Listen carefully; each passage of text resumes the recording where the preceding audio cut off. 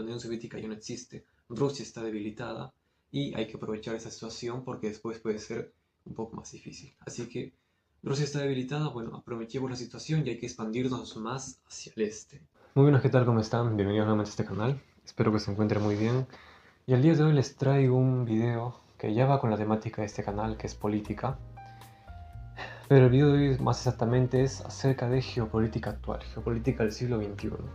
Sobre cómo las grandes potencias se disputan un pedazo del pastel. No, sobre cómo las grandes potencias luchan por ejercer su hegemonía en lo político, en lo social, en lo económico también, alrededor del mundo. El video. El mundo actual. El mundo actual en el cual vivimos, el siglo XXI, 2024, es tan complejo, tan cambiante. ¿Cómo es que hemos llegado a este punto en la geopolítica actual? ¿Por qué hay tantos conflictos hoy en día? No solamente en Oriente Medio, sino también en África, en Europa Oriental. Y estamos al borde de otro conflicto con el tema de China y Taiwán.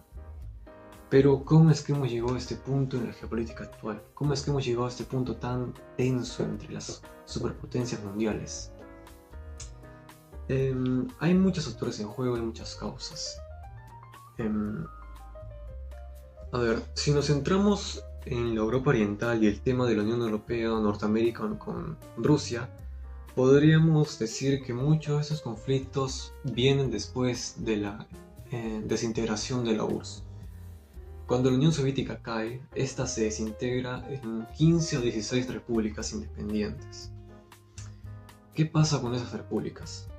Muchas de estas repúblicas que habían sido parte de la Unión Soviética van a buscar su posición, van a buscar continuar su camino en el tablero mundial, ya sea acercándose al bando de la Unión Europea o permanecer bajo la órbita de Rusia o simplemente neutrales. Pero por ahora nos vamos a centrar solamente en los países que habían sido parte de la URSS, pero en la zona de la Europa Oriental, como por ejemplo Ucrania, Bielorrusia, Lituania, Estonia, Letonia, o Polonia, que había sido un estado satélite también, o por ejemplo la Alemania Oriental, que había estado bajo la órbita soviética también. ¿Qué pasa cuando la Unión Soviética cae? Estos países van a querer buscar su propio camino. Y la OTAN va a ver en esto una manera también de expandirse más hacia el este. La Unión Soviética ya no existe, Rusia está debilitada y hay que aprovechar esa situación porque después puede ser un poco más difícil. Así que Rusia está debilitada, bueno, aprovechemos la situación y hay que expandirnos más hacia el este. Y de hecho, cuando antes de que la Unión Soviética caiga, se habían hecho, no tratados, pero sí se habían hecho acuerdos verbales. A ver, sí, fue un acuerdo formal, pero no fue un acuerdo escrito, pero sí fue un acuerdo verbal, en el cual la OTAN no se iba a expandir un centímetro más hacia el este. No iba a tocar las 300 repúblicas que habían sido parte de la Unión Soviética y que ahora funcionaban como países independientes. Sí, está bien. Se puede decir esto, pero tampoco la verdad es que el gobierno ruso no puede decirle qué hacer a los nuevos países que acaban de nacer. No por nada han proclamado su independencia. Pero ¿qué pasa con esta expansión de la OTAN? ¿Qué pasa? Hay que recordar que la OTAN surgió en el año, creo que 1949, después de la Segunda Guerra Mundial, y uno de los principales motivos, o una de las principales razones por la cual la OTAN nació fue para hacer un contrapeso contra la Unión Soviética. Pero ya, la Unión Soviética cae, ¿y qué pasa con la OTAN? Si ese era básicamente su principal motivo de existir, su principal razón, hacerle un freno a la Unión Soviética, pero ya la Unión Soviética murió, desapareció, se desintegró. La OTAN se queda sin chamba, básicamente se podría decir, pero no. La OTAN siguió expandiéndose después de la caída de la URSS, con una Rusia ahora totalmente debilitada. Esto va a disgustar mucho al gobierno ruso, porque para empezar la OTAN ahora empezaría a expandirse a los ex países soviéticos. Ahora iba a empezar a influir en esos países. Y poco a poco iba a colocar a Rusia en una posición mucho más aislada. Sin embargo, esta posición de Rusia cambiaría con la llegada de Vladimir Putin al poder, ya que este nuevo mandatario trataría de devolverle la grandeza a Rusia, trataría de colocar nuevamente a Rusia en el tablero geopolítico mundial. Pasemos a Asia, Oriente, China. ¿Qué pasa con China? Si suelen ver noticias internacionales como DW, RT o CNN, van a ver que hay cierta tensión entre China y Norteamérica por el estrecho de Taiwán. Pero si es que lo conocen o si es que no lo conocen, bueno, Taiwán es un país que de facto es independiente, de facto, o sea, en el hecho, pero en realidad es un territorio que China continental, la China que todos conocemos, reclama. ¿Pero por qué? ¿Qué pasa con Taiwán? ¿Por qué hay tanto interés por parte de Estados Unidos en permanecer en Taiwán? ¿Por qué hay tanta tensión entre estas dos superpotencias, entre China y Norteamérica? ¿Por qué el águila y el dragón quieren pelearse? Vamos a remontarnos al siglo XX, a mediados del siglo XX, cuando Mao Zedong proclama la República Popular China. ¿Qué pasa con esto? ¿Qué pasa con esta proclamación? ¿Qué pasa cuando nace el nuevo país de China, el nuevo país comunista? Lo que pasa es que los conservadores chinos, los conservadores, los capitalistas, los que eran antichinos, se van a trasladar de la China continental hacia Taiwán.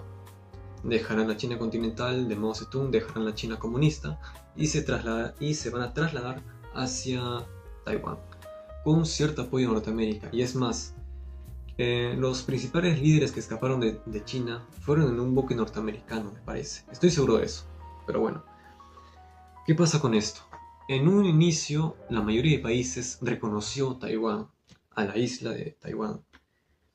Pero con el paso del tiempo, la China continental fue haciéndose mucho más poderosa, se fue armando mucho más. Y los países occidentales, bueno, la mayoría de países fue dejando de lado a la isla de Taiwán y fue aceptando a la China continental como país. Y lo es, debido a su industria de los microchips, que son bastante valiosos para la tecnología. El punto es que Norteamérica está detrás de Taiwán, respalda a Taiwán, y de hecho, una de las consignas del Partido Comunista Chino es una sola China. O sea que tiene que haber una reunificación por parte de la China continental y Taiwán. Y de hecho, si es que hablas con chinos y les preguntas qué piensan acerca de Taiwán, te van a decir que Taiwán es una provincia más de China. Te lo van a decir así. Con el paso del tiempo, Taiwán ha ido formando una identidad propia, una identidad nacional, muy diferente a la de la China continental, como en lo político, en lo económico y mucho más en lo social. Así que es aquí en el siglo XX donde vamos a ver la semilla de este futuro conflicto que hay por el estrecho de Taiwán.